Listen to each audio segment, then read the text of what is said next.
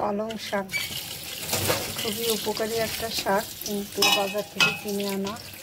তাই আমি যেটা করব এটা হচ্ছে যে ঝিঙুর নিউটক্সিনিয়ম বা বায়োএনজাইম দিয়ে এটা বেশ কিছুক্ষণ ভিজিয়ে রাখবো। অনেকেরই প্রশ্ন কতটুকু দিব। এই যে এখানে পালং শাক দিয়ে দিলাম, মানে 2 মুঠা পালং শাক আমি এরকম ভিজিয়ে রাখবো বেশ খানিকক্ষণ সময়, প্রায় 1 ঘন্টার মতো ভিজিয়ে রেখেছিলাম। এখন এটা ভালো করে আমি ধুয়ে নিব। একটু ফোড়ন দিয়ে রান্না করব, তাই এই কোকোনাট কুকিং অয়েলটাই নিচ্ছি আমি। অল্পই দেব, শুধু ফোড়নের জন্য। এখানে মেথি, কালো জিরা আর রাঁধুনি ফোড়ন দিয়ে দিলাম। এটা হচ্ছে শিল আলু, লম্বা লম্বা শিলের মতো আলু, তো সেজন্য এটার নাম হচ্ছে শিল আলু। আর হচ্ছে একটুখানি পেঁপে,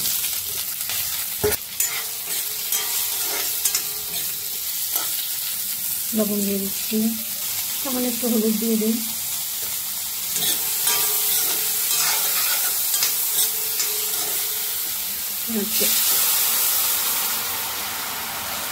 পালং শাকটা আসলে একটু ঝোল ঝোল হলেই আমার কাছে ভালো লাগে। একটু সিদ্ধ হোক, পরে পালং শাক দিয়ে।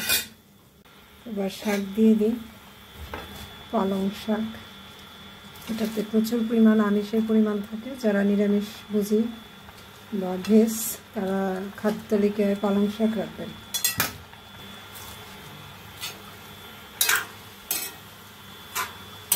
ঢাকা দিয়ে রেখেছিলাম, দেখি কি অবস্থা।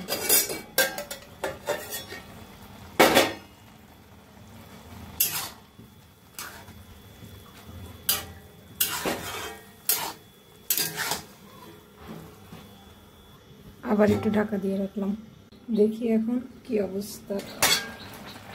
রান্না হয়ে গেছে। আমি অনেক বেশি একেবারে রান্না করে ফেলবো না, এই যে সবুজ সবুজ থাকবে। চুলোটা আগে বন্ধ করে নিই। আমি দেখাচ্ছি যে সব কিছু সিদ্ধ হয়ে গেছে। এটা খাওয়ার সময় শুধু অলিভ অয়েল মিক্সড করে খাবো। আর পালং শাক আসলে প্রচুর উপকারী। এতে আছে প্রচুর পরিমাণে আয়রন, ক্যালসিয়াম, তারপর হচ্ছে জিঙ্ক, হার্টের জন্য ভালো, ভিটামিন এ থাকায় চোখের জন্য ভালো। ঢেকে রাখলাম, রান্না শেষ।